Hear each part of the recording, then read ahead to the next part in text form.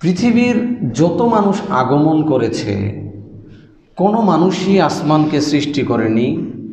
গোটা পৃথিবীর মানুষ একত্রিত হলেও আসমানের মতো আরেকটা আসমান তৈরি করা কখনোই সম্ভব না, বা মানুষ পারবে না। এটা মানুষের ক্ষমতার অনেক বাহিরে। এই আসমান মানুষ সৃষ্টি করেনি। মানুষ আসমান নিয়ে গবেষণা করবে, অ্যাস্ট্রোনলজি নিয়ে তারা গবেষণা করবে, কিন্তু তারা এই আসমানকে সৃষ্টি করতে পারবে না, করেনি। তাহলে আসমান কে সৃষ্টি করলো? আল্লাহ বলছেন সূরা আরাফ অধ্যায় 7 আয়াত 54, ইন্না রাব্বাকুমুল্লাহুল্লাযী খালাকাস সামাওয়াতি ওয়াল আরদ ফি সিত্তাতি আইয়াম সুম্মা ইসতাওয়া আলাল আরশ। আল্লাহ বলছেন, তোমাদের রব তিনি, যিনি আল্লাহ এই আসমান এবং জমিনকে 6টি লম্বা সময়ে, যেটাকে ইয়াউম দিয়ে আল্লাহ সুবহানাহু ওয়া তাআলা বুঝিয়েছে, তার মানে 24 ঘন্টার দিন না, 6টা লম্বা পিরিয়ড। একটা লম্বা পিরিয়ডে আল্লাহ সুবহানাহু ওয়া তাআলা 6টা লম্বা পিরিয়ডে এই আসমান জমিনকে সৃষ্টি করেছেন। এখানে ইয়াউম বলতে দিন না, 24 ঘন্টার দিন না। যখন সূর্যই নেই তখন 24 ঘন্টার দিনের হিসাব আসবে কই থেকে? সূর্য আছে এখন আমাদের কাছে 24 ঘন্টার দিন।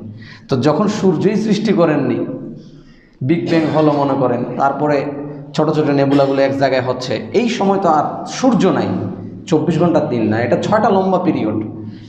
এবং সায়েন্সও এটাকে স্বীকৃতি দেয় যে বিগ ব্যাং থেকে শুরু করে একটার পর একটা 6টা সার্টেন পিরিয়ড পরে গিয়ে আমাদের যে হিউম্যান বিং এখন যে সারভাইভ করছে, এই জগৎটা আসতে 6টা স্তর পেরোতে হয়েছে। সবার শেষ যে স্তরটা ছিল সেটাতে গিয়ে এই পৃথিবী বসবাস উপযোগী হয়েছে। সায়েন্সও তাই স্বীকার করে, 6টা স্তরে। আর আল্লাহও বলছেন, আমি 6টা লম্বা সময় ধরে এই আসমান জমিনকে সৃষ্টি করেছি।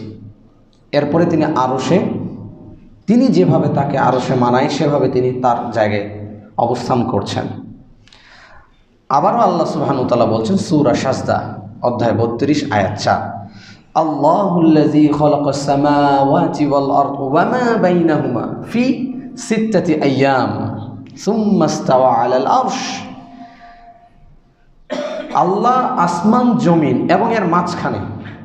তাই এই আয়াত থেকে ক্লিয়ার হচ্ছে যে সৃষ্টি যা আমরা দেখছি, যা আমরা দেখছি না, এই পুরো আসমান জমিন, এই ইউনিভার্স অথবা এই মিল্কি ওয়ে যাই হোক না কেন, সমস্ত কিছু আল্লাহ সুবহানাহু ওয়া তাআলা 6টা লম্বা সময় যাবৎ সৃষ্টি করেছেন। এবং তিনি আরশের অধিপতি, তার সিংহাসনে, তার আসনে তিনি তার মতো সমুন্নত আছেন। আইন আল্লাহ, আল্লাহ কোথায়? উত্তর কি? আল্লাহ আরশ। আল্লাহ নিজের অবস্থান যেভাবে ক্লিয়ার করেছে আমরা সেভাবেই বিশ্বাস করব আল্লাহ আসমানে।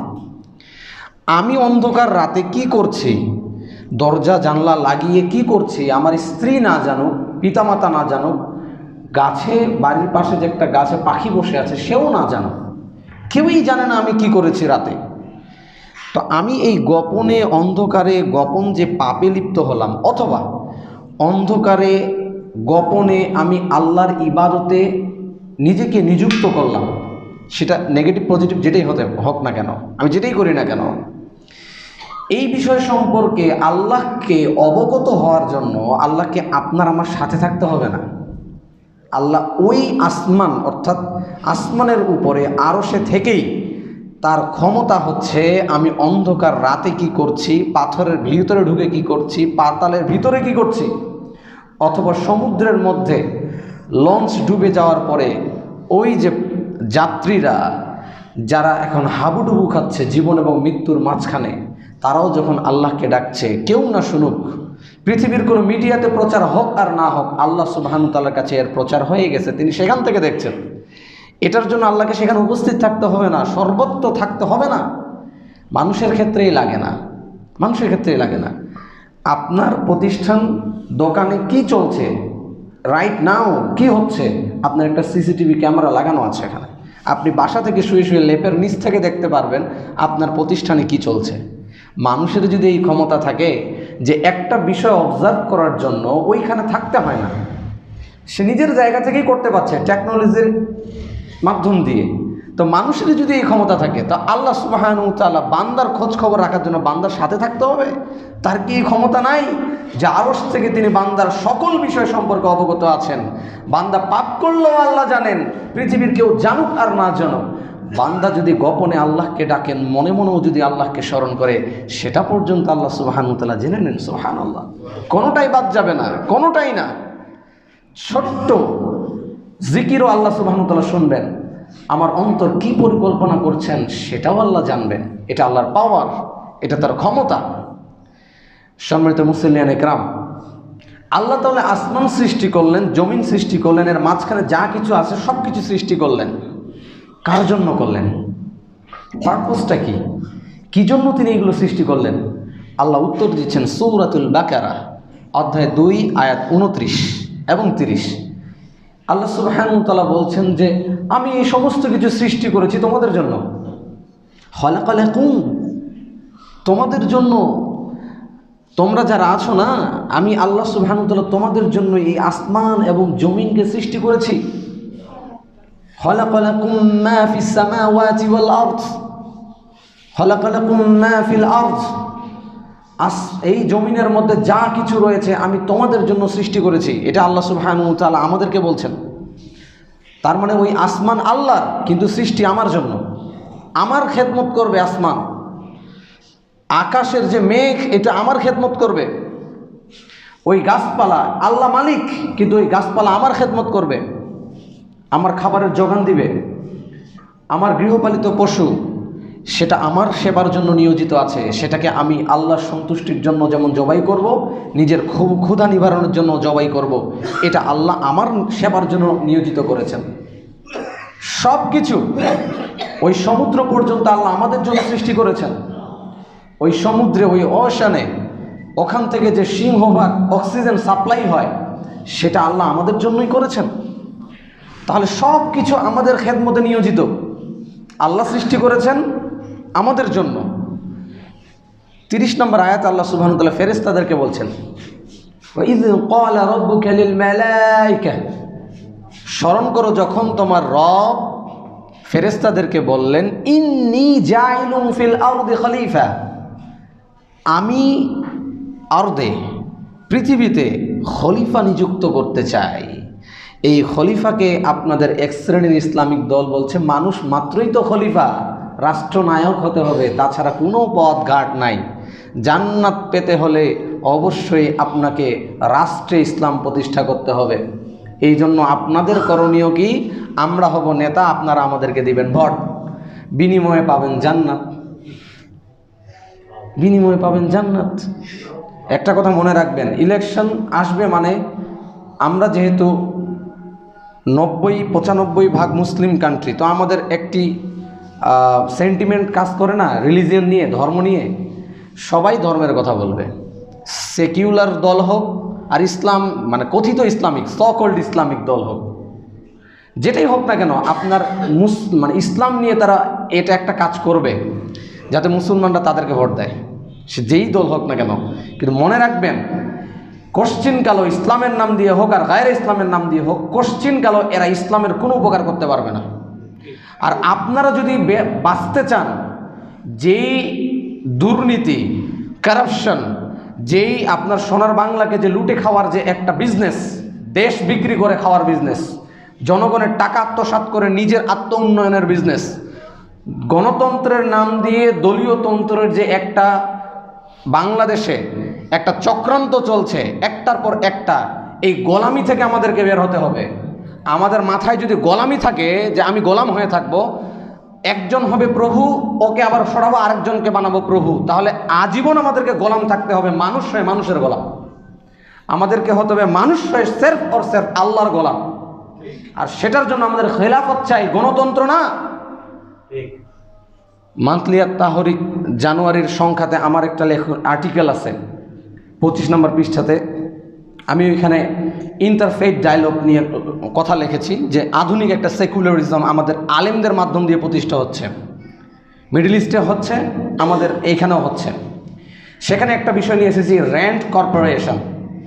র্যান্ড কর্পোরেশন এটা একটা আমেরিকান সংস্থা যারা মুসলমানদেরকে নিয়ে গবেষণা করে মুসলমানদেরকে কীভাবে বিভ্রান্ত করা যাবে, তাদের আমল আকিদা নষ্ট করা যায়। তাদের কাজই হচ্ছে এটা, মৌলিক কাজই হচ্ছে এটা। তাদের একটা কার্যক্রম, ওই র্যান্ড কর্পোরেশনের একটা কার্যক্রম কি জানেন? সিভিল ডেমোক্রেটিক মুসলিম বিল্ড আপ। ডেমোক্রেটিক মুসলিম বিল্ড আপ বুঝেননি?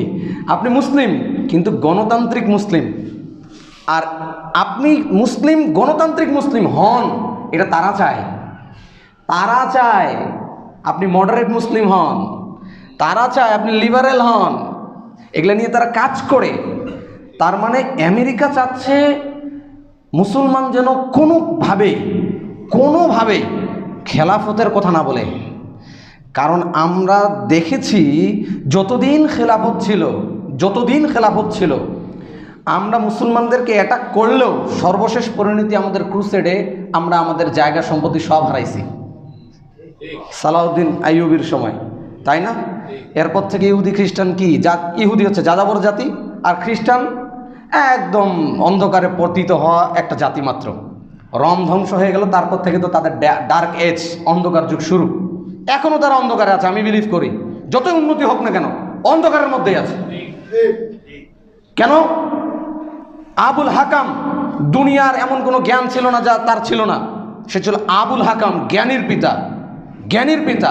কিন্তু ইসলাম না বোঝার কারণে, ইসলাম কবুল না করার কারণে, ইসলামের দুশ্মনী করার কারণে সে ইতিহাসের পাতাতে আবু জেহেল নামে স্বীকৃত হয়েছে। তার মানে তার যতই দুনিয়াবি জ্ঞান থাক, সে একটা কমের যতই নেতা হোক না কেন, তাই সে ইসলাম কবুল না করার কারণে, ইসলাম বিদ্বেষী হওয়ার কারণে, ইসলামের বিপক্ষে অবস্থান করার কারণে সে ইতিহাসের পাতায় আবু জাহেল পরিণত হয়েছে, অর্থাৎ মূর্খের পিতা।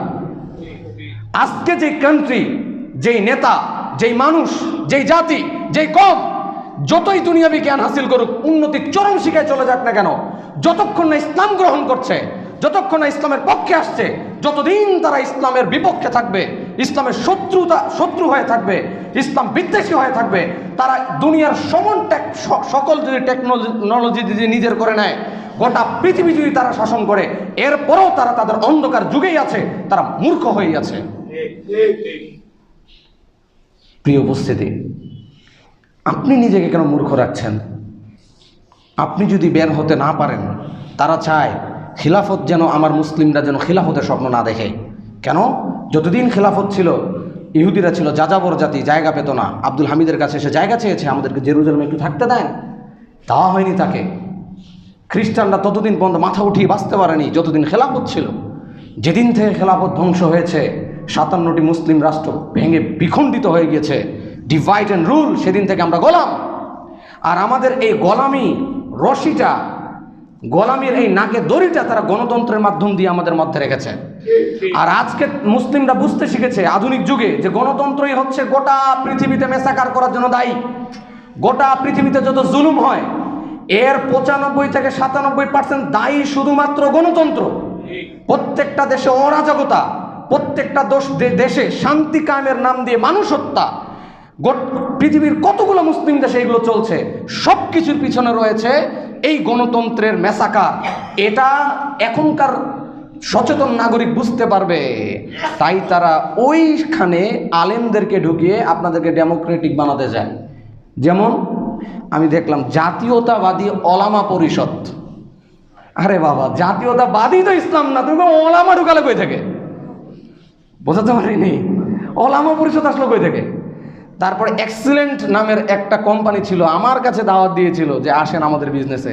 আমি তাদের সঙ্গে বাহাসও করেছিলাম, আপনাদের এই MLM সিস্টেম বাতিল, মাল্টি লেভেল মার্কেটিং, এটা কোশ্চিনকাল, এটা ধোঁকাবাজি। তারা তখন আমাকে তাদের যে আলেম পরিষদ, মানে তাদেরও ওলামা পরিষদ আছে, আরে হারাম বিজনেস তারও ওলামা পরিষদ আছে, সুদী ব্যাংক তারও ওলামা পরিষদ আছে। এই যে ওলামা ঢুকিয়ে কি করা হয়, সাধারণ মানুষকে বোঝানো হয় আরে এখানে তো আলেম আছে, নির্দ্বিধায় চলে আসো। তো এতদিন গণতন্ত্রের মতো চলছে, কিন্তু এখন তো মানুষ শিখবে, বুঝবে গণতন্ত্র দিয়ে আমাদের নাজাত নাই। তো এই সময় এখন আলেম ঢোকাও, ইসলামিক দল বানাও, সকল ইসলামিক হোক না কেন, সাধারণ মানুষ তাদেরকে ভোট দিয়ে হলো গণতন্ত্রের মধ্যে থাক, খেলাফতের জন্য কথা না বলে, তাহলে আমাদের রাজত্ব শেষ। সম্মানিত প্রিয় উপস্থিতি, এটা আমার আলোচনার বিষয় না, চলে আসলো তাই আপনাদেরকে বললাম। আল্লাহ সুবহানাহু ওয়া তাআলা এই পৃথিবীকে সৃষ্টি করেছেন আমাদের জন্য। এই গোটা পৃথিবীর প্রত্যেকটা জিনিস আমাদের খেদমত করে। আর আমরা হচ্ছে খলিফা। খলিফা মানে আমরা পৃথিবীকে শাসন করব, এটাই ঠিক। আমরা উঠতে পারতাম না, এখন উঠতে পারি না, প্ল্যান আছে। এভাবে দেখেন প্রত্যেকটা টেকনোলজি এখন আমাদের হাতের মুঠোয়। এগুলো তো দুনিয়া থেকেই আমরা বানাচ্ছি নাকি, দুনিয়াতেই। আর গোটা দুনিয়াতে আমাদের একটা কর্তৃত্ব চলে আসতেছে, এটা আল্লাহই দিচ্ছেন, এটা আল্লাহর পক্ষ থেকেই, কারণ আমরা খলিফা, দুনিয়াকে শাসন করা। কিন্তু আমার কথা হচ্ছে, কিন্তু আল্লাহ আমার জন্য সব সৃষ্টি করলো, আল্লাহ আমার সব কিছু আমার অনুগত করে দিল, সব কিছু আমার অনুগত করে দিচ্ছে। এমন অবস্থায় আমি পৃথিবী শাসন করছি, আমি ভূখণ্ড শাসন করছি, তো আল্লাহ আমাকে সৃষ্টি করেছে, আবার এই সমস্ত কিছু আমার জন্য আল্লাহ সৃষ্টি করেছে। আমাকে হয়তো বা আল্লাহ সুবহানাহু ওয়া তাআলা কোনো এক ভূখণ্ডের প্রাইম মিনিস্টার বানিয়ে দিয়েছে, হয়তো বা গভর্নর বানিয়ে দিয়েছে, হয়তো বা কিছু একটা ক্ষমতা আমাদের হাতে দিয়ে দিয়েছে। আমার তখন কাজ হচ্ছে শারিয়া আইনকে ওখানে নিয়ে এসে কোরআন দিয়ে রাষ্ট্রকে পরিচালনা করা। আর আমি যে দাড়ি টুপি আলখাল্লা লাগিয়ে বলি আমরা শরীয়ত কায়েম করতে আসিনি, তা আবার ইসলামের নাম দিয়ে এসেছে, তাহলে এই মুনাফিকির কোনো জায়গা আমাদের মধ্যে নেই। দাড়ি টুপি লাগিয়ে এসেছে আবার শরীয়ত কায়েম করবো না, তাহলে ইসলামের নাম দিচ্ছেন কেন? ইসলামিক সেন্টিমেন্ট কাজে লাগাচ্ছেন কেন? যদি আল্লাহ আমাকে একটা ছোট্ট দায়িত্ব দেয়, মসজিদের দায়িত্ব, তাহলে আপনার মসজিদের ওই কমিটির কাজ হচ্ছে শুধুমাত্র মসজিদকে সুন্দর করা নয়, এই মসজিদে কোরআন এবং সুন্নাহকে বাস্তবায়ন করা, শিরিক এবং বিদআতকে উৎখাত করা। প্রত্যেক বাংলার জমিনেতে যত মসজিদ কমিটি আছে তাদের একটা বিষয় মনে রাখা উচিত, শুধুমাত্র কেবলমাত্র মসজিদ উন্নয়ন করা, টাইলস লাগানো, এগুলো আপনার কাজ না। এটা কাজ, কিন্তু এটাই আপনার কাজ না। আপনার মসজিদে কেন তসবিহ দানা ঝুলবে? আপনার মসজিদে কেন ফাজাইল আমল থাকবে? আপনার মসজিদে কিসের জন্য বিদাতিরা আসতে পারবে? কোরআন এবং সুন্নাহ দিয়ে মসজিদ চলবে। গোটা মসজিদ হবে শুধুমাত্র তাওহীদপন্থী মসজিদ। ওখানে তাওহীদপন্থী মানুষ আসবে, সালাত পড়বে। আপনার মসজিদে একজন তাওহীদপন্থী মানুষ গেলে আপনি আহলুল হাদিস বলে তাকে মসজিদ থেকে বের করে দেন। ঠিক জানাই আমরা আপনাদের এই সমস্ত কিছু।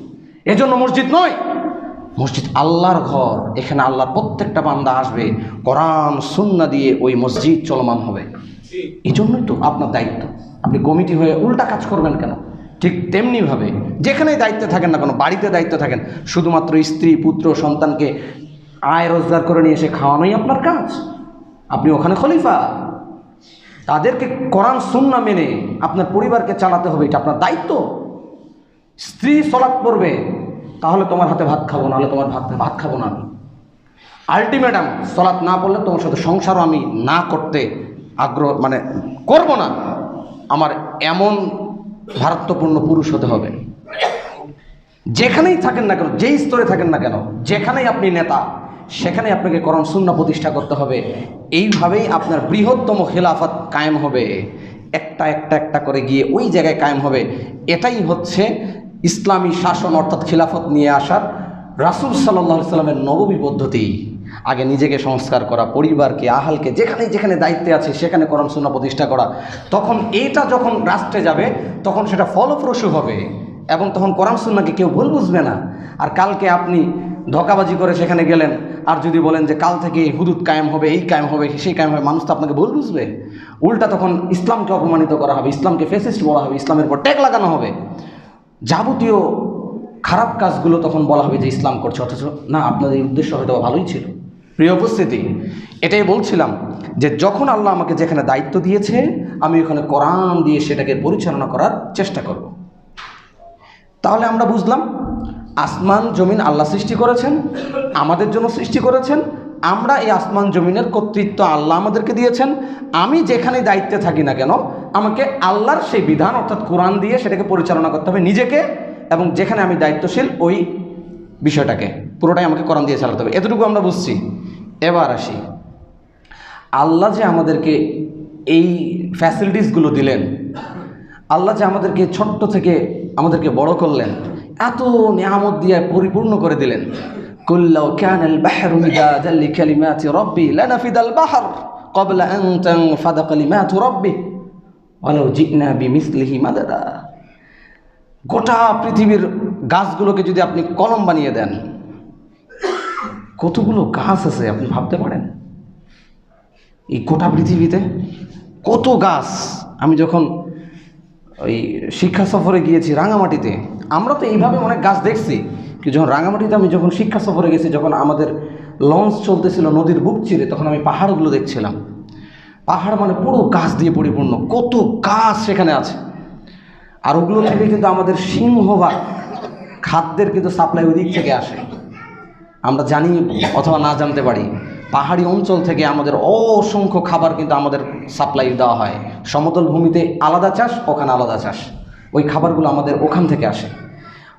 How many trees here there, কত গাছ আর গাছ। সারা পৃথিবীতে কত গাছ আছে, মহাবন অ্যামাজনে কত গাছ থাকতে পারে, 9টি দেশ মিলে একটা বন। তো এত গাছকে যদি আপনি কলম বানান, আর সমুদ্র পৃথিবীর 75% উপর শুধু পানি, water and water and water, পানি পানি পানি। এত পানিকে যদি আপনি কালি বানান আর আল্লাহর যদি নিয়ামতগুলো লিখতে শুরু করেন, কালি শেষ হয়ে যাবে। 7 সমুদ্র 13 নদীর সব পানি কালি শেষ হয়ে যাবে। আল্লাহর নিয়ামত রাজি লেখার কোনো পার্সেন্টেজ শেষ হবে না, কিছু লেখা হবে হয়তো। বলো মিসলিহি মাদাদা, তুমি যদি আরও এই সমপরিমাণ সমুদ্রের পানি নিয়ে এসে আল্লাহর নিয়ামতগুলো তুমি লেখা শুরু করো, এই নিয়ামতগুলো তোমার জন্যই করেছি হে আমার বান্দা, তোমার জন্যই এনেছি এই সমস্ত কিছু, তুমি আমার নিয়ামতকে তুমি দেখো, অনুধাবন করে লিখো। তুমি লিখতে লিখতে ক্লান্ত হয়ে যাবে, তারপরে 1% 2% লেখে আমরা শেষ করতে পারবো না। তিনি রব, তিনি রব। এক জান্নাতের কথাই যদি আমরা ভাবি, এই জান্নাতকে আমরা কিভাবে আমরা লিখতে পারি বলেন? ওই জান্নাতকে আমরা কেমনে প্রেজেন্ট করব? কয় শতাংশ আমরা পূর্ণাঙ্গ করব বলেন? জান্নাতে কত নিয়ামত আছে, সবটা আমাদের জন্য। আল্লাহ কি জন্য বানিয়েছেন এগুলো? আমাদের জন্য। সম্মানিত প্রিয় হাজিরিন, এত কিছু আল্লাহ করলেন, এত কিছু করলেন, তো আল্লাহ আমাদের কাছ থেকে কিছু হক রাখেন না? ফর এক্সাম্পল, আপনার সন্তানকে আপনি ছোট থেকে তিলে তিলে মানুষ করছেন, খুব হার্ড ওয়ার্ক করে, তো আপনি কি আপনার সন্তানের কাছে কিছু হক রাখেন না?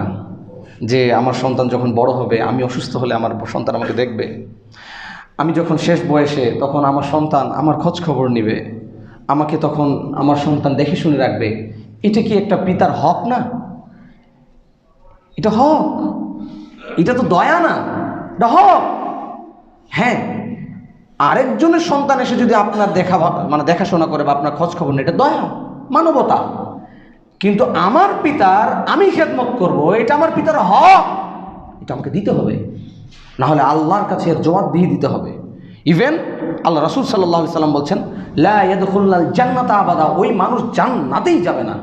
লাকুন, যারা পিতামাতার খেদমত করে না, যারা পিতামাতার বিরুদ্ধাচরণ করে, যারা পিতামাতার অবাধ্য, জান্নাতি হারাম, জান্নাতি হারাম হয়ে যায়। তার মানে পিতামাতা হক রাখে। কি জন্য? ওই যে ছোটবেলা থেকে মানুষ করছে না, মা প্রসব বেদনা সইছে না, হ্যাঁ, শীতের রাতে মা আমাকে লালন পালন করেনি, চাচু এসে কিছু কিনে দিয়েছে, মামা এসে কিছু কিনে দিয়েছে, একটু কান্না করেছে, বিরক্ত হয়ে চলে গিয়েছে। কিন্তু মা কি বিরক্ত হয়েছে নাকি? অন্তরে বিরক্তি লাগছে, কিন্তু তারপরও কাকে দিবে তার সন্তান? বুকে আগলে রেখেছে। ওই মা কি হক রাখে না আপনার কাছ থেকে একটু সুন্দর কথা শোনার? নাকি সবসময় বিরক্তিকর কথা বলবেন মাকে? ওই মা কি হক রাখে না যে আপনি, মা অসুস্থ, আপনি ক্লান্ত শরীর নিয়ে বাড়িতে ফিরেছেন, ঠিক আছে, একটাবার জিজ্ঞেস করা, আসসালামু আলাইকুম মা, আপনার শরীরটা কেমন আছে, এইটুকু শোনার কি মা হক রাখে না? হক রাখে। আপনার ছোটবেলার অসুস্থতাতে সারা রাত ঘুমাতে পারেনি মা, সারা রাত জেগেছে পিতা, সেই পিতা সেই মাতা কি একটু হক রাখে না নাকি? আল্লাহ সুবহানাহু ওয়া তাআলা বলছেন, ওয়ালা তানহারহুমা ওয়া কুল লাহুমা কওলান কারীমা, ভৎসনা করো না তাদেরকে, ভৎসনা করো না। বয়স বেশি হয়ে গেছে, উল্টা পাল্টা বলছে, ঠিক আছে, কিন্তু ভৎসনা করো না। ওয়াইফ কমপ্লেন দিয়েছে, ঠিক আছে, কিন্তু ও তো পিতামাতা, তোমার ওয়াইফ, তুমি তো তোমার ওয়াইফের পেট থেকে আসনি, তোমার ওয়াইফ তো তোমাকে ছোটবেলা থেকে লালন পালন করেনি। তুমি যখন এস্টাবলিশ, তোমার ধন সম্পদ দেখে তোমার ওয়াইফ তোমার কাছে আসছে। কালকে আবার তুমি যদি লুলা হয়ে যাও, প্যারালাইজড হয়ে যাও, বা তোমার যদি কোনো লোকসান দেখা, বড় বিপদ চলে আসে, কত ওয়াইফ তার স্বামীকে ছেড়ে গিয়েছে। আপনার ওয়াইফের ব্যতিক্রম নাও হতে পারে, তাদের মতোই হতে পারে। পিতামাতা ছেড়ে যাবে নি, সে তো তারা তো ছেড়ে যাবে না। তো তারা কি হক রাখে না আপনার একটা সুন্দর কথা বলা? আল্লাহ বলছেন, কুল লাহুমা কওলান কারীমা, তুমি তোমার পিতামাতার সঙ্গে সর্বোত্তম ভাষা চয়ন করে, তোমার অ্যাপ্রোচটা হবে সর্বোত্তম, যে লেভেলটা করিম দিয়ে আল্লাহ বুঝিয়েছেন, সর্বোচ্চ লেভেলের সুন্দর মার্জিত ভাষা চয়ন করে পিতামাতার সঙ্গে কথা বলতে হবে, এটা আল্লাহ সুবহানাহু ওয়া তাআলা বলেছেন, এটা তার হক। স্ত্রী স্বামী, আপনি স্বামী স্ত্রীকে আপনি বিবাহ করে নিয়ে এসেছেন, তার ভরণ পোষণ দিচ্ছেন, তার যাবতীয় হকগুলো মানে তার যে অধিকার হক এগুলো আপনি পূরণ করছেন। বিনিময়ে কি আপনি চান না যে আপনি যখন থাকবেন না আপনার স্ত্রী তার আব্রু, তার লজ্জাস্থান, তার সম্মান সতীত্ব হেফাজত করবে? আপনি যখন বাসায় ফিরছেন তখন আপনার খেদমত করবে, আপনার জন্য খাবার পরিবেশন করবে, আপনার সঙ্গে হাসি মুখে কথা বলে, আপনি যে একটা কষ্টময় বা সারাদিনের যে ক্লান্তি নিয়ে বাসায় এসেছেন সে যেমনি পারে সেইভাবে আপনার ক্লান্তি দূর করার চেষ্টা করবে?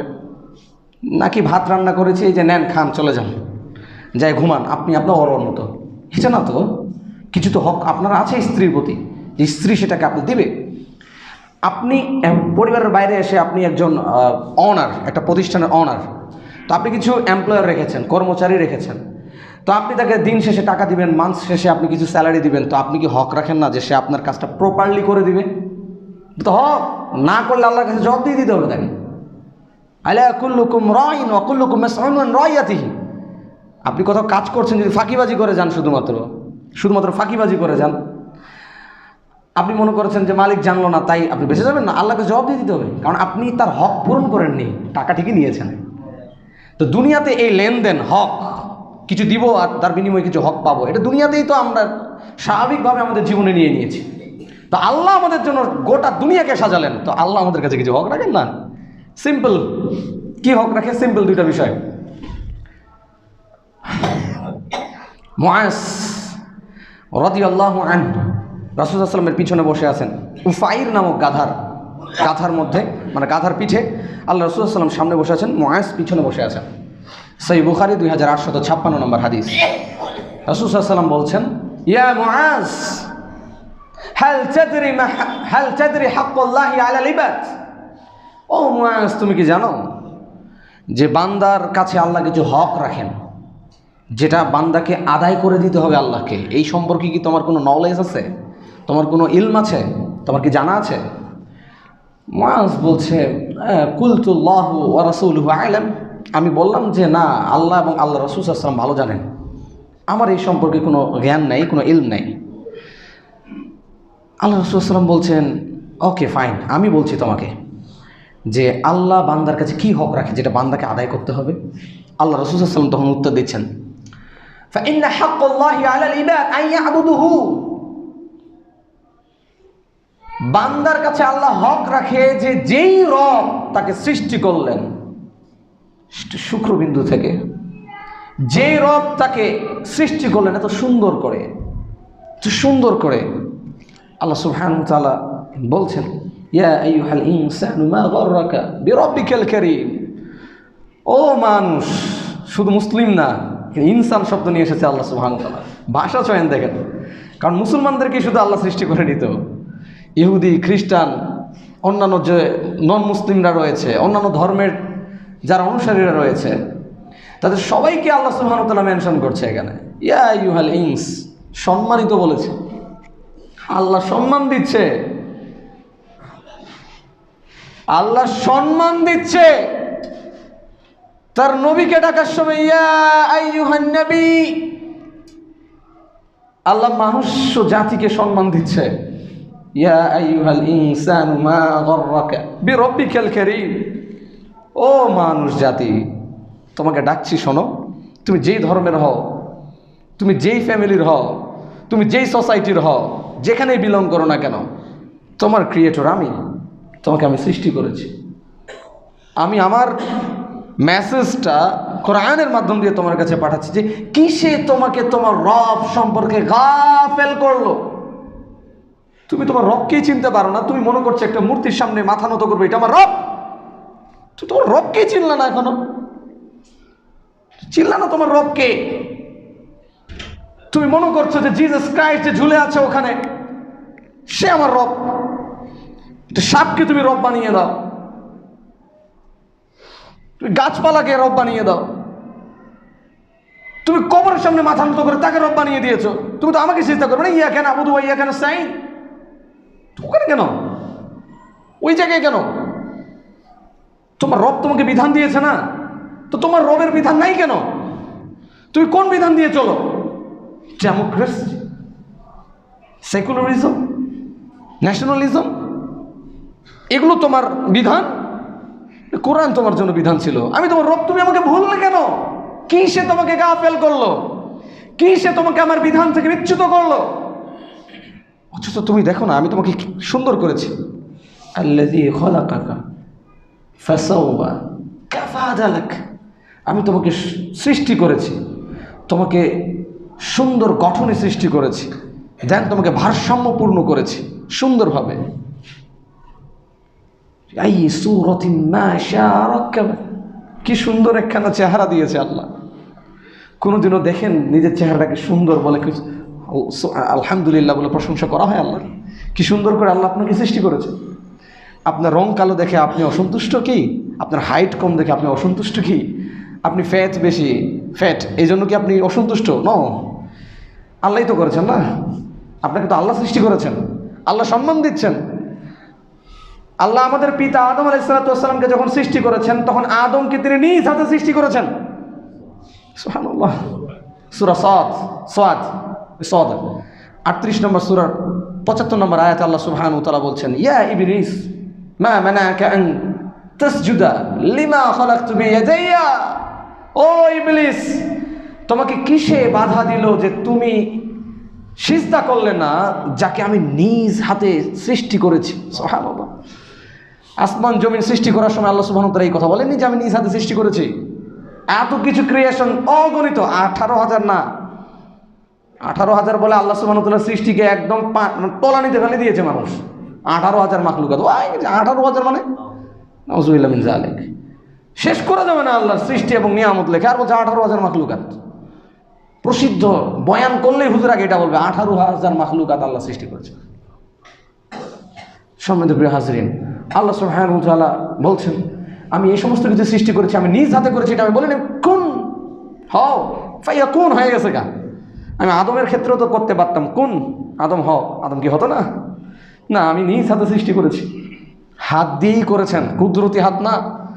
আল ফিকহুল আকবার ইমাম আবু হানিফা রাহিমাহুল্লাহ তিনি বলছেন, আল ফিকহুল আকবরে তার কওল 302 নম্বর পৃষ্ঠাতে এসেছে। তিনি বলেছেন আল্লাহর চেহারা, আল্লাহর হাত, আল্লাহর পা, আল্লাহর এই সিফাতগুলো যেখানেই বর্ণিত হয়েছে, এগুলো যেভাবে বর্ণিত হয়েছে সেইভাবেই বিশ্বাস করতে হবে। সুবহানাল্লাহ।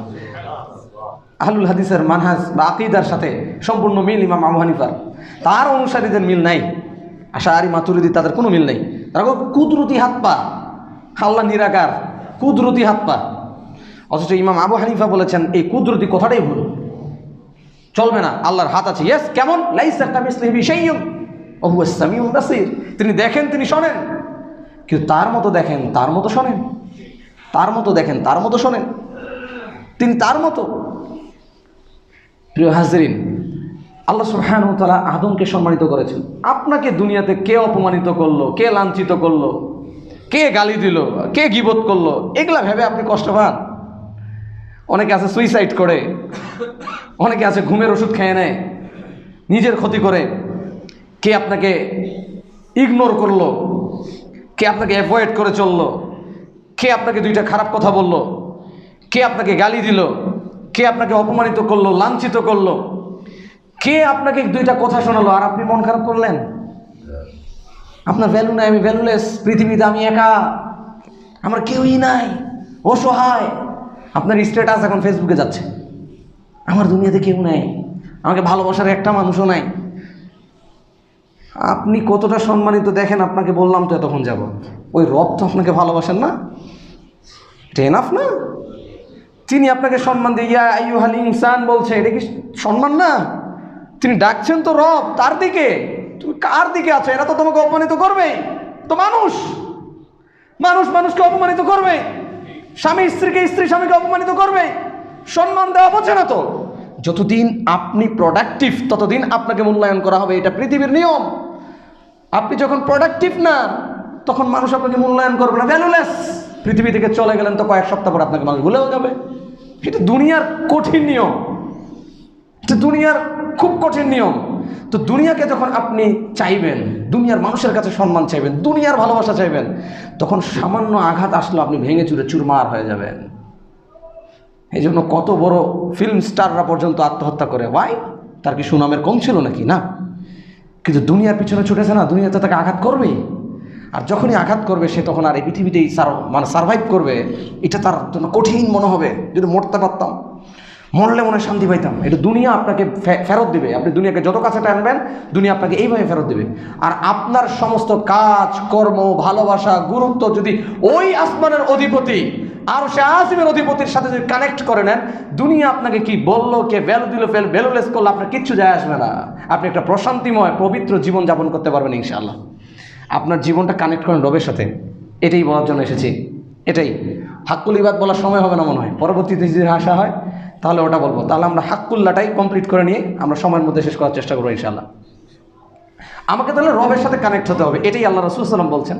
আইয়াবুদুহু, তুমি তোমার রবের সাথে কানেক্ট হয়ে যাও, তুমি তোমার রবের সাথে কানেক্ট হয়ে যাও। এজন্যই সৃষ্টি করা হয়েছে। আবার সূরাতু যারিয়াত অধ্যায় 51 আয়াত 56 আল্লাহ বলছেন, ওয়ামা খালাকতুল জিন্না ওয়াল ইনস ইল্লা লিয়াবুদুন, যে মানুষ এবং জিনকে সৃষ্টি করা হয়েছে আল্লাহর ইবাদতের জন্য। আমি তো এখানে মানুষ দেখতে পাচ্ছি, তাই আপনাদেরকে বলছি যে আপনাকে সৃষ্টি করা হয়েছে আল্লাহর ইবাদতের জন্য। জিনরা যদি থাকে তাহলে তারাও জেনে নিক যে তাদেরকেও সৃষ্টি করা হয়েছে আল্লাহর ইবাদতের জন্য। কেবলমাত্র তার ইবাদত করতে হবে। And I did not create the jinn and ins, jinn and mankind except to worship me. আমারই কেবল ইবাদতের জন্য তাদেরকে সৃষ্টি করেছি, অন্য কোনো কাজ না। আপনার বাজার থাকবে, ঘাট থাকবে, পরিবার থাকবে, সব কিছু থাকবে। আল্লাহ তো নিষেধ করেনি, ফাইজা কুদিয়াতি সলাতু ফান্তাশিরু ফিল আরদ ওয়াবতাগু মিন ফাদলিল্লাহ। আপনি পৃথিবীতে বিচরণ করবেন, হালালান তাইয়্যিবা অন্বেষণ করবেন, পরিবারের কাছে যেতে হবে, বন্ধু বান্ধবের কাছে যেতে হবে, খেলাধুলাও করতে হবে, মেনটেন করতে হবে। যা হালাল আছে সব কিছু মেনটেন করে চলেন আপনি দুনিয়াবি মুআমালাতের যে বিষয়গুলো শরীয়তের সীমাকে লঙ্ঘন করে না, আপনি সেখানে বিচরণ করেন। এখানে কেউ বাধা দিচ্ছে না আপনাকে। বাট একটা জিনিস মেনটেন করতে হবে, সেটা কি? আল্লাহর স্মরণ ভুলে যাওয়া যাবে না। আল্লাহ এবার ডাক দিচ্ছে মুমিনদেরকে। আল্লাহ বলছেন, ইয়া আইয়ুহাল্লাযীনা আমানু লা তুলহিকুম আমওয়ালুকুম ওয়ালা আওলাদুকুম আন যিকরিল্লাহ। ও সম্মানিত আমার মুমিন বান্দারা, তোমরা শোনো। তোমরা তো আমাকে রব মানো, তাই না? তোমরা তো আমাকে রব বলে স্বীকৃতি দিয়েছো। রুহের জগত তোমাকে যখন জিজ্ঞেস করেছিলাম আলাস্তু বিরব্বিকুম, আমি কি তোমার রব নই, তোমরা বলেছিলে বালা ইয়া, আপনি আমাদের রব, আমাদের ক্রিয়েটর, আমাদের ইলাহ, যাকে ছাড়া আমরা কারো ইবাদত করব না। দুনিয়ার বুকেও তো আমরা সাক্ষ্য দিই আমাদের রব কে? আল্লাহ। কোনো সন্দেহ আছে নি? কোনো সন্দেহ নাই যে আল্লাহ আমাদের রব। তো আল্লাহ আমাদেরকে বলছে, ঠিক আছে তুমি আমাকে আল্লাহ মানো না, আমার প্রতি তো ঈমান আনছো।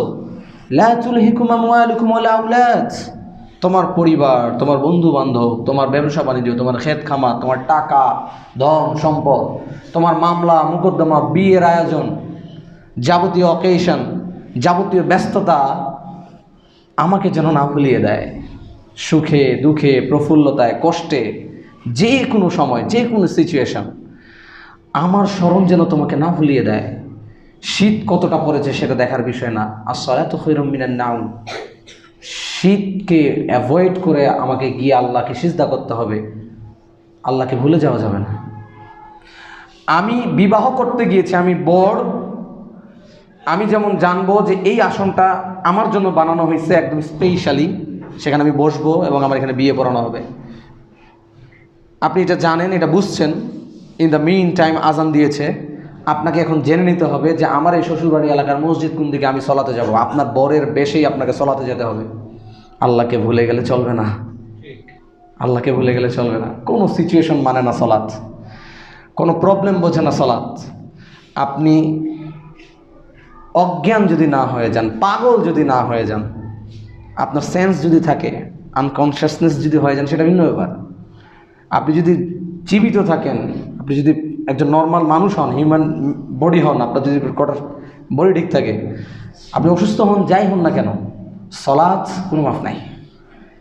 আল্লাহ বলছেন আমার স্মরণ তোমরা ভুলে যাবে না, যে কোনো সিচুয়েশন আসুক আমার সলাৎ ভুলে যাওয়া যাবে না। কাস্টমারকে বিদায় করবো আগে, তারপরে করবো নি, 2 রাকাত মিস যাবে, থাক সমস্যা নেই, 2 রাকাত তো পাবো না, আগে এটাই স্টপ করেন, কি এখন আগে সলাৎটা ধরেন। এটাই আল্লাহ বলছেন। তোমার ব্যস্ততা আমি বুঝি না, আর আমাদের কথা হচ্ছে আমি কাকে ব্যস্ততা দেখাচ্ছি, আমি ব্যস্ততা কাকে দেখাচ্ছি।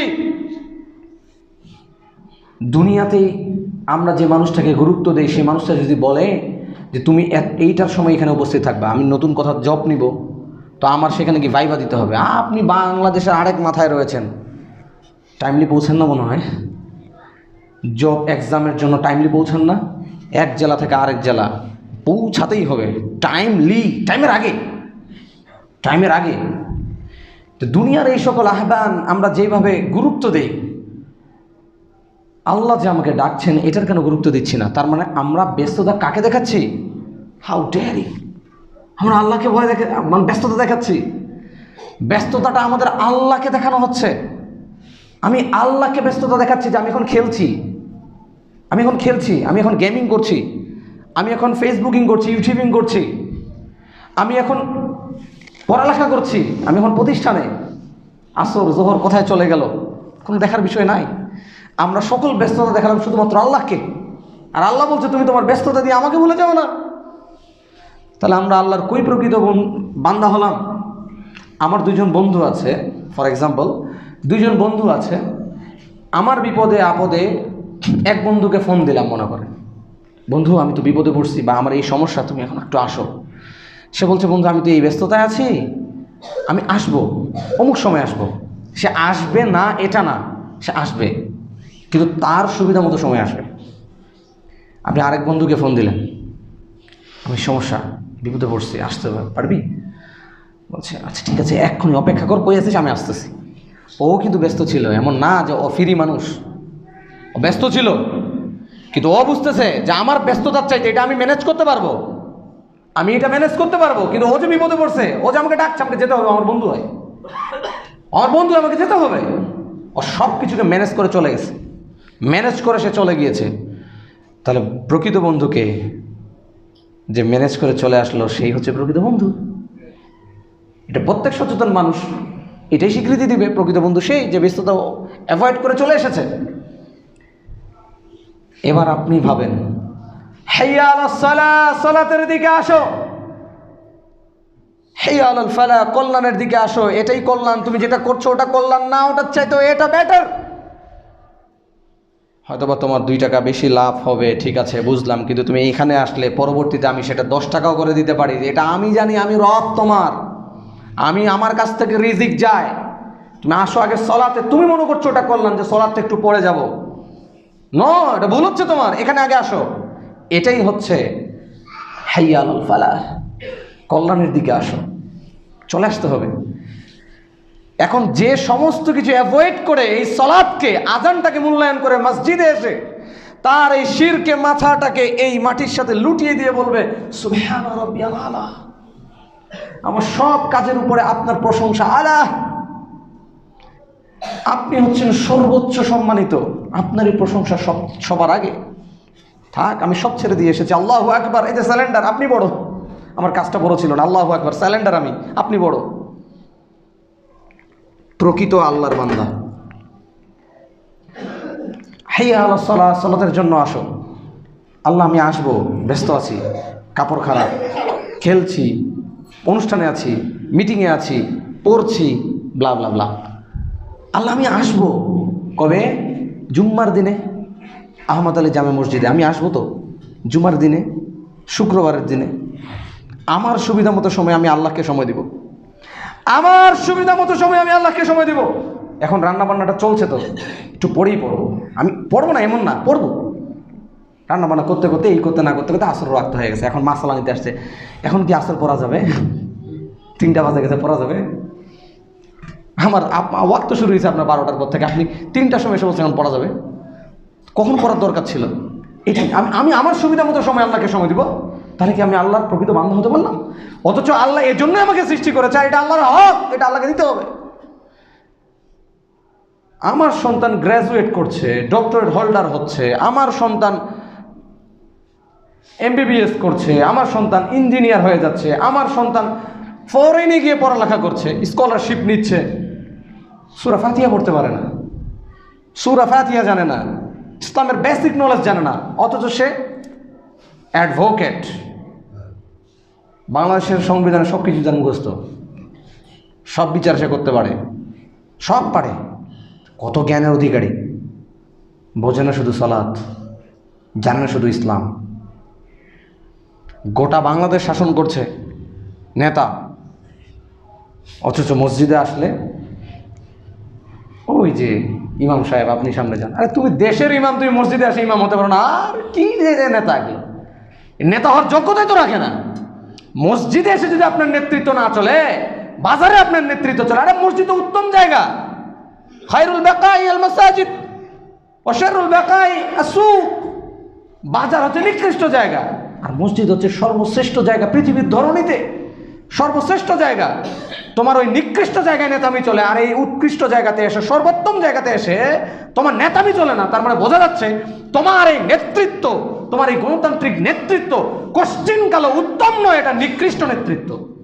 তোমার এই প্রথম নিকৃষ্ট, তোমার এই নেতৃত্ব নিকৃষ্ট। তোমরা এই গোটা সমাজ থেকে নিকৃষ্ট বানিয়ে ফেলেছ। কীট বুঝতে চাই না আমরা, বুঝি না আমরা। ওভারঅল আল্লাহর ইবাদতকে ভুলে যাওয়া যাবে না, এটাই হচ্ছে আপনাদের কাছে মেসেজ। ব্যস্ততা আমরা আল্লাহকে দেখাবো না, এটাই হচ্ছে আজকের মেসেজ। এটা আল্লাহর হক। সূরা নাহল অধ্যায় 16 আয়াত 36 আল্লাহ সুবহানাহু ওয়া তাআলা বলছেন, ওয়ালাকাদ বাআসনা ফি কুল্লি উম্মাতির রাসূলা আন ইবুদুল্লাহ ওয়াজতানিবুত তাগুত। আল্লাহ সুবহানাহু ওয়া তাআলা বলছেন, and we certainly send into every nation a messenger saying worship Allah and avoid tagut. প্রত্যেক মানে যুগে যুগে কওমের কাছে কাছে আল্লাহ সুবহানাহু ওয়া তাআলা প্রত্যেক জাতির কাছে কাছে যতজন নবী প্রেরণ করেছে 1,24,000, সকল নবীর দাওয়াত কমন একটা মেসেজ ছিল, কমন দাওয়াত, যেটা সবাই বলেছে, যেটা মুহাম্মদ সাল্লাল্লাহু আলাইহি ওয়াসাল্লাম বলেছে, একই কথা ঈসা বলেছে, মুসা বলেছে, হারুন বলেছে, একই কথা বলেছে ইব্রাহিম, ইয়াকুব, ইউসুফ, সকলেই, নূহ, আদম, সকলেই একটা কথা বলেছে। সেটা কি? আল্লাহর ইবাদত করো, ইয়াবুদুল্লাহ ওয়াজতানিবুত তাগুত। আল্লাহর ইবাদত করতে হবে, এটা আল্লাহর হক, এটা আল্লাহকে বুঝিয়ে দিতে হবে। শুকরগুজার হতে হবে, কৃতজ্ঞ হতে হবে, আল্লাহর কাছে মাথা নত করে, আল্লাহর সামনে এসে রুকু করে আমাকে কৃতজ্ঞতা প্রকাশ করতে হবে। আল্লাহর কালাম পাঠ করতে হবে। আমার বয়স কত সেটা দেখার বিষয় না, অজুহাত বাদ। আমি কোরআন শিখবো, শিখতে শিখতেই মরবো। এই কোরআন আমার জন্য শাফায়াত করবে ইনশাআল্লাহ। শিখতে শিখতে মরবো, কালকে মরতে পারি, আমার বয়স 60-70, পরোয়া করি না। ইমাম সাহেব আপনি আমাকে শেখাবেন, যেখানেই সুবিধা আপনি শুরু করেন। আপনি আলিফ বা তাসা চিনেছেন, তারপরের দিন মারা গিয়েছেন, কোরআন আপনার পক্ষে দাঁড়াবে ইনশাআল্লাহ। আর কোনোদিন ভাবলেনই না আমার এটা পড়া দরকার, লোকলজ্জা, তাহলে এই কোরআন আপনার পাশে কেন দাঁড়াবে? জাকাত আপনার নিসাব পূরণ হয়েছে, আপনি দিচ্ছেন না, অজুহাত করে রেখেছেন, এই জাকাত তো সাপ হয়ে আপনাকে দংশন করবেই। আপনার যাওয়ার দরকার ছিল হজ করতে, আপনি হজে না গিয়ে আপনি ওই টাকা অন্য জায়গায় ব্যবহার করলেন, অন্য জায়গায় আরেকটা বিজনেসে লাগিয়ে দিলেন। তাহলে আপনার আল্লাহর ইবাদতে আপনি কি প্রায়োরিটি দিলেন? আমরা আল্লাহর ইবাদত, যে কোনো ইবাদতকে আমরা ছোট করে দেখব না, একটা জিকিরকেও না, সালাতকেও না, কোনো ইবাদতকে না, ছোট না, সবই আমার জন্য ইম্পর্টেন্স। ছোট্ট ছোট্ট বালিকণা, বিন্দু বিন্দু জল গড়ে তোলে মহাদেশ সাগর অতল। আপনার ছোট্ট ছোট্ট ভালো কাজগুলো, এমনকি অন্যের সাথে হাসি মুখে কথা বলা, সালাম বিনিময় করা, মানুষের সঙ্গে একটু ভালো ব্যবহার করা, এইগুলোও আপনার ছোট্ট ছোট্ট নেকি হতে হতে হতে হতে সমুদ্র পরিমাণ হবে। আপনি বুঝবেনই না যে আপনার আমল নামে এত নাকি আসলো কইতে। ওই যে ছোট্ট ছোট্ট কোনো কিছুই না, আমরা ছোট্ট ছোট্ট ভালো কাজগুলো, ইবাদতগুলোকে আর ছাড়বো না ইনশাআল্লাহ।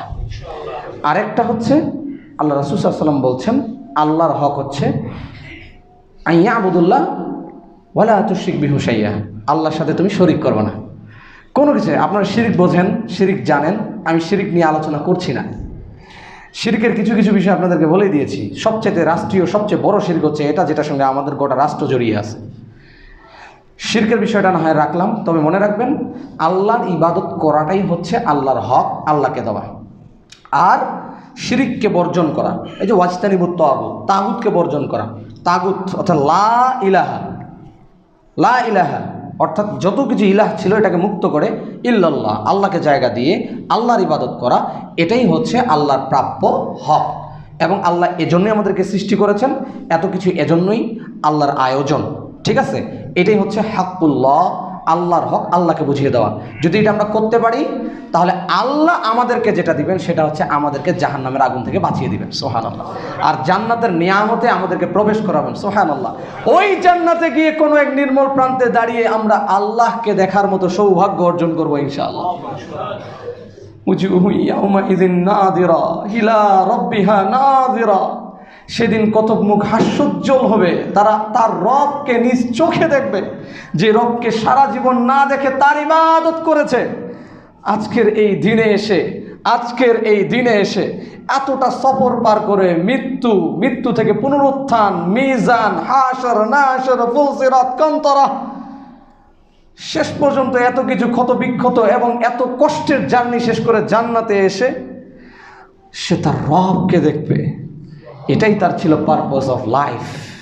আর এই জার্নির এটাই ছিল মিনিং, যে আমি আমার রবকে দেখবো, যে রবকে না দেখে ইবাদত করেছি। আর এটার পাওয়ার একমাত্র মাধ্যম সেই রবের ইবাদত করা, মুহাম্মদ সাল্লাল্লাহু আলাইহি সাল্লামের তরিকাতে করা। তাহলে সেই রবকে দেখার সৌভাগ্য আমাদের নসিবে জুটবে। এই আলোচনাটা মনে রাখবেন।